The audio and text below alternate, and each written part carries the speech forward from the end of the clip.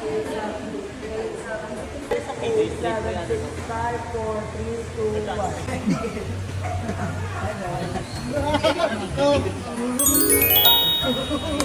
For the next drill ha guys, kailangan naka-bend your knees, tapos mag-lateral. Papakita ko parang manood yun. Like this.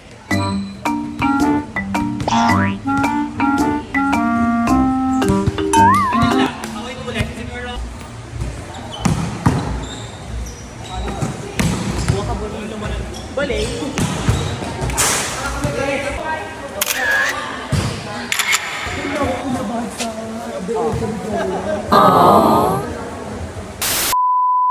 Hello guys! This is your Coach Brian again! It's been 2 weeks na wala tayong ensayo kaya naman alam na alam kong na-miss niyo ang training. Kaya naman, for today's video, syempre, back to training na naman tayo. Nalit nga ako sa pagpunta sa court dahil medyo hectic ang schedule ko today. Hectic! Kaya pagdating ko, buti na lang magaling ang aking mga assistant at pinag-stretchings na sila para wala tayong masayang na oras. Nag-flying kiss ako dyan at nakita ko kasi yung deaf and mute kong friend. Nagulat ako ba't nasa court din siya. Alam ko kasi na hindi naman siya valuable player. Kaya shock din ang Coach Brian nyo. Oh well, agad-agad paglapag ko ng mga gamit ko ay humabol ako sa kanilang stretchings at may gusto akong ipagawa sa kanila. Mga dagdag pang unat-unat ng mga katawan. You know naman guys, kailangan stretching muna bago ang lahat. Para makaiwas injuries at hindi masyadong sumakit ang katawan. Kaya naman super ginaguide ko sila ngayon at 2 linggo nga kaming hindi nakapag-ensayo. At baka naman kumunat na ang kailang mga katawan. Charot lang po. At heto na nga isa ko magtulurong stretching sa kanila. At heto rin ang isa, kaya gawin nyo na lang at nakalimutan ko kung anong tawag. Basta sa mga trainers dyan and valuable players na nagsasarili magpakondisyon, yan, gawin nyo yan mga yan ha. After nun, nag-proceed kami sa dynamic stretchings. Ayan, medyo madami rin sila. Umabot talaga kami ng 40 packs. Kaya naman kids, thank you sa support and love nyo sa akin. I am happy to see you all. And kunin ko na rin ang moment na to thank all of my 79k followers here in Facebook. Love you all. Maraming salamat sa support ah. So we're here na in Carioca for their footworks. At dahil dami ko nakikita mga first timer here, dinemo ko ulit yung 4 touches while moving forward. Ayan, ganyan. Kaya naman go, gawin nyo na. Go be! Try nyo. After that, ang back pedal. Ayan na rin yata ang huli naming gagawing dynamics bago kami mag-jogging.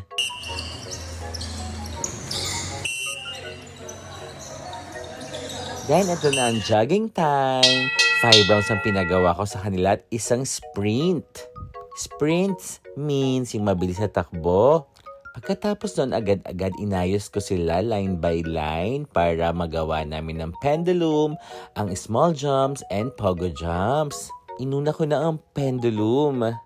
Dito pala ina-activate ko na ang legs nila, ankle nila, etc. para naman hindi mabigla ang katawan nila sa pagtalon-talon. Guys, huwag yung dudugasin sa mga bagong hindi kayo lalakas. Ayun, sinabi ko rin na wag silang mandudugas at hindi sila talaga lalakas sa ganon. Wag din isa-shortcut ang mga ensayo or drills na binibigay sa inyo. Kailangan tapusin maigi yung countics na sinabi sa inyo ng mga trainers and coaches nyo. Magpasaway at baka ma-one man, kayo din. Tapos na kami sa small jumps kaya pinagawa ko na sa kanila ang pogo jumps na hindi kailangan matupi ang tuhod. Talagang ankle lang ang gagamitin niyo pampresa pang talon. Sa mga players na gusto tumaas ang talon, gawin niyo lang palagi yan. At ayan na nga yung friend kong flying kiss ko na si Jay. Sinamahan niya ang mahal nating pamilya from deaf and mute community. Oh my God, ang saya. Talagang ang gagaling at marunong din talaga sila. Sobrang saya lang din ng puso ko at nare-reach din natin ang mga family natin sa deaf and mute community. Nakakatuwa naman. I am happy to train you guys. At this moment, inuna ko yung mga beginners and medyo developmental para mag-ball control ng one hand. Dinare ko sila na makabuo ng 10 sa right at 10 sa left. After nila, batch by batch, yung mga competitive and advanced na, sabi ko naman bumuuso ng 15 sa right and 15 sa left. And ang gagaling nila, talagang nagawa nila ang test ng mabilisan. Binalik ko sila sa ganyang basic drill dahil alam ko ang napahinga nga ng 2 weeks, kaya naman balik muna sa umpisa para hindi mabigla. Naniniwala kasi ako pag kaya nyo mag-control sa one hand ay syempre petiksan sa inyo ang 2 hands. At eto na ang bago naming drill, mag-lateral movement lang sila and then mag-ididigpas. Ididigpas yun sa naghagis nyong kapartner. Both sides yan ha. And then after nun, magpapalit kayo ng partner mo. Ganyan lang ka-basic syempre. Slowly but surely, makukuha nyo rin ng tamang ball control. Kaya naman, go guys! Kayo naman, push!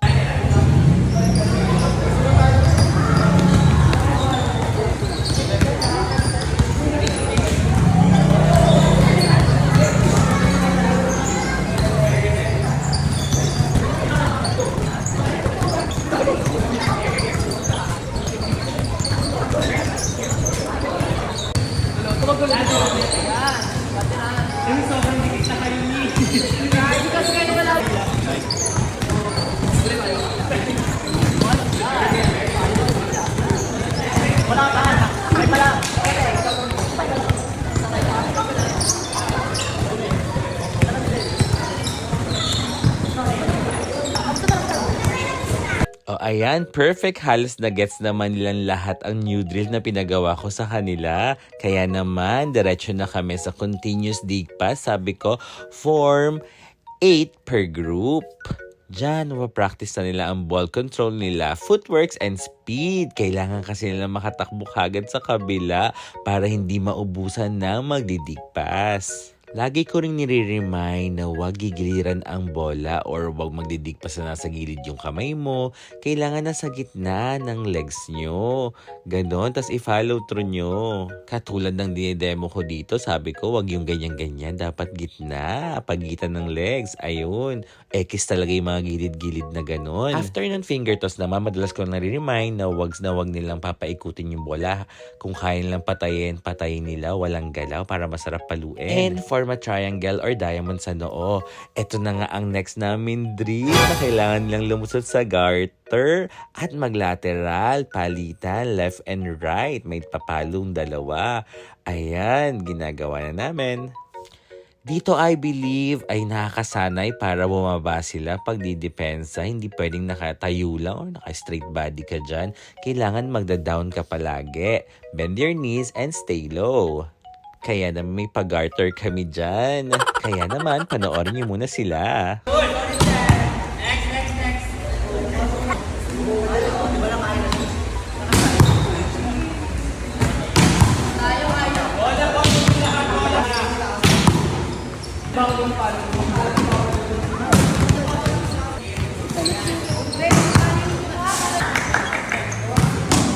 Next, pasok po.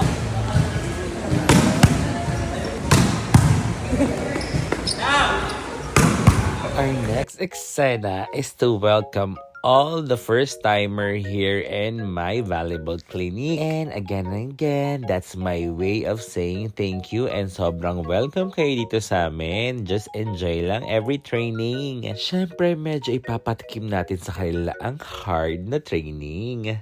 Para naman worth it ang punta nila, di ba nga? O siya, watch nyo muna sila at wala na akong machika. Aray ko!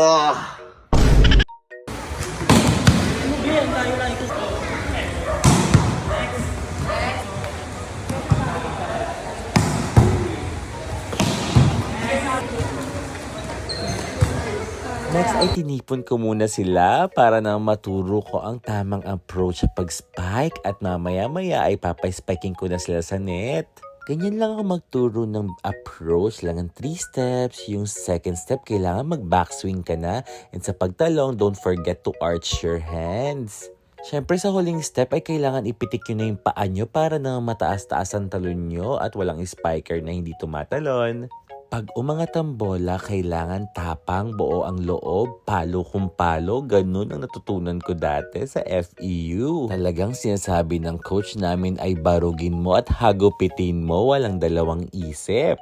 Hindi ko na nga lang mapakita ngayon at masakit na ang ankle at tuhod ng Coach Brian nyo. Pero ha, MVP ako sa FEU Athletic League namin noon at ang nag-award pa sa akin ay si Coach Kid Santos. Siya ang father ng Milo Best. Trivia yan! Kaya naman shock na shock ako nung inawardan ako at mahirap din yung ligang yun, as in kalaban namin ng buong institute sa FEU Moraita. Ayan, na para bang nag-story time pa ako. Sorry naman guys. Medyo nagpasikat lang ang Coach Brian nyo. Sorry na agad. Minsan kasi wala din akong masabi. Abay, mahirap din mag-voice over guys. Kaya sana ma-appreciate nyo to. Share ko lang guys, 3 AM na at nag-e-edit pa rin talaga ako. Ayan, pinapaspike ko ng mga kuya ate sa aming ensayo or ang mga advance or medyo competitive na, kaya talagang sanay na silang pumalo. At yung mga iba kong trainees, nakikita ko na talaga improvements nila. Ito na ang minsan kong gawing drills kasi naman effort pa. Kailangan ko pa talaga umakyat sa mataas na lugar. Dito parang nasa actual play na sila. May nagsiserve, meron pumapalo sa 4 na kailangan nilang blockin at ako na pumapalo sa DOS or sa open. Ayan, kailangan nilang blockin talaga ako. So, mapapractice ang blockings nila. Ang alertness kasi hinuhulog ko minsan. At kung ano-ano pa. Plus, kailangan nilang sumagot ng service na malakas. Then, ang iba sa inyo, alam ko sa mga nod, hindi pa masyado marunong umikot sa court dahil sasanay na tayo sa shuffle-shuffle na walang error ang rotation. Kaya dito, sa drill na to ay napapractice din ang pag-ikot nila. Naku guys, kailangan nyo kasi matutunan ang proper na pag-ikot. Kung hindi, pag sinaba kayo sa laro ay puro violation ang aabutin nyo. Sayang naman, score agad ng kalaban yun. Kaya kung gusto nyo mag-volleyball, search nyo na rin sa internet kung paano umikot at manood kayo ng manood. And sa mga setter naman dyan, yung proper position and switching nyo, kailangan alamin nyo talaga yun kung ayaw nyong makakuha ng madaling score ang kalaban. Aminado ko na maraming bagong rules ngayon kaya ako minsan hindi ko rin talaga masyado paalam ang lahat-lahat sa new rules ngayon. Kaya inaaral ko lang din at tinatanong ko sa mga kaibigan kong referee. Kaya guys, maging maalam din kayo sa ganon. And after that drill, pinag-service ko na sila. Hinati ko sa 3 grupo para naman di sila sobrang mag-agawan sa bola. At para magkaroon sila ng okay na space sa pag-serve. Yung iba kasi nag-jump serve na, iba spike serve, and then yung iba mga beginner yung nag-underhand pa para naman hindi sila tamaan. Okay, it's shuffle time. Kaya dito ay sinashuffle ko na sila. Pinagsasama-sama ko yung magkaka-skills maglaro para walang lugian. May cash prize din kasi ang shuffle namin today. Thanks to Ate Charisse. Schoolmate ko din siya sa FEU. Nag-donate siya ng prize for the kids. Maraming salamat. Kaya enjoy watching their shuffle muna.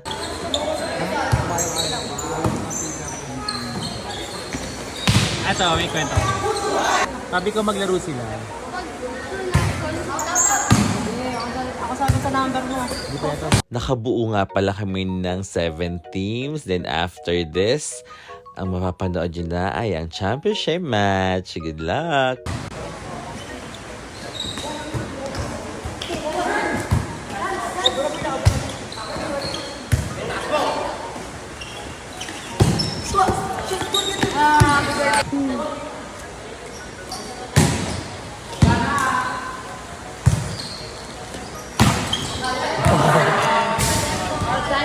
Diba? Kaya super enjoy here at nakakapag-shuffle siya sa bandang dulo. And congrats to this team. Team number 3, I believe.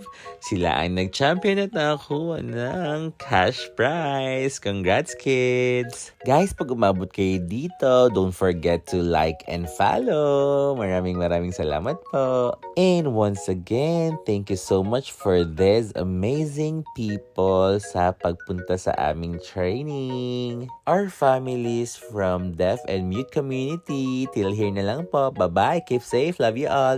Ingat!